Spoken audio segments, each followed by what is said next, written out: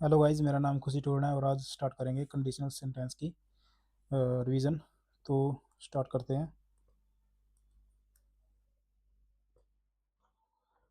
देखो, conditional sentence क्या होते हैं, मतलब जब दो लगातार एक्शन हो रहे हैं, एक एक्शन दूसरे एक्शन पर डिपेंड करे तो उसको बोलते हैं कंडीशनल सेंटेंसेस। जैसे ये वर्ड होंगे when, until, unless, provided, as, as soon as, no, sooner, before, after. ये जब वर्ड कंजक्शन का काम करेंगे, जब जोड़ेंगे चीज़ों को, दो क्लोजेज को या सेंटेंसेज को, तो कंडीशनल वर्ड होंगे ये आम वर्ड नहीं बन जाएंगे फिर। अब जैसे चार कंडीशनल सेंटेंसेज होते हैं हमारे पास, एक जीरो होती है, एक type one, type two, type third. इनको हमें फोकस नहीं करना कौन सी टाइप कौन सी नहीं, हमें बस ये देखना है कि ये कंडीशनल सेंटेंस है या नहीं है। देखो, जब यदि साइंटिफिक फैक्ट हो, यूनिवर्सल हो, हैबिचुअल एक्शन हो, ये सारे सारे इफ से मतलब कि स्टार्ट हो, इफ नहीं मतलब इन वर्डों से स्टार्ट होंगे, जैसे ये हैं।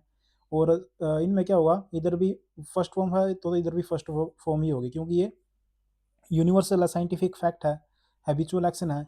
जैसे if plant does not gate sunlight, यदि प्लांट जो है सनलाइट नहीं प्राप्त करता तो वो मर जाएंगे। ये क्या है, एक फैक्ट है, ये तो साइंटिफिक फैक्ट है।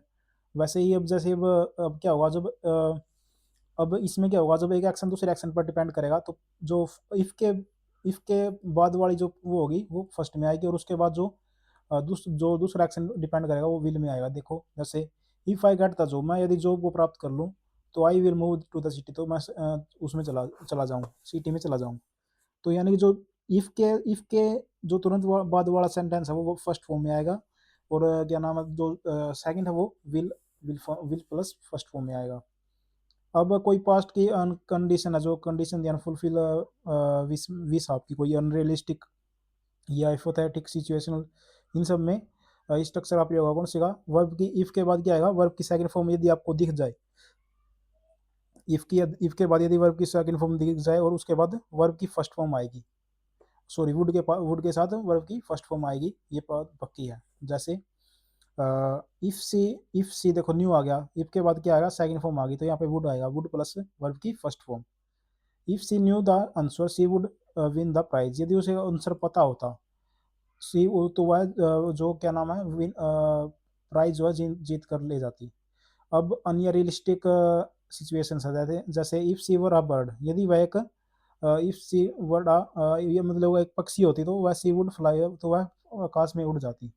आपको देखना सिर्फ इफ के बाद वर सेकंड फॉर्म है या नहीं है। अब जैसे ये है वर ही आएगा, वर क्योंकि सेकंड फॉर्म होती है वॉज की, वॉज वर बीन होता है।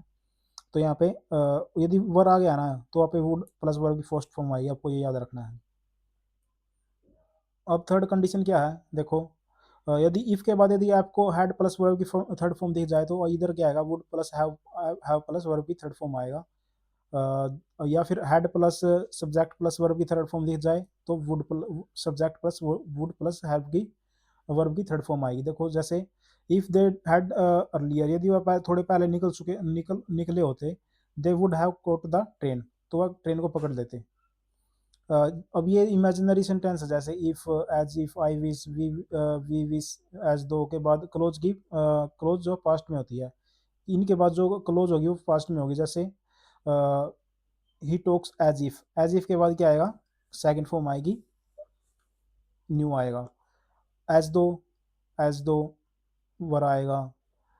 आई विश, इसके बाद भी वर आएगा। तो ये चीज़ याद रखनी है, if, as if, I wish, as though, we wish, इनके बाद सेकंड फॉर्म आती है।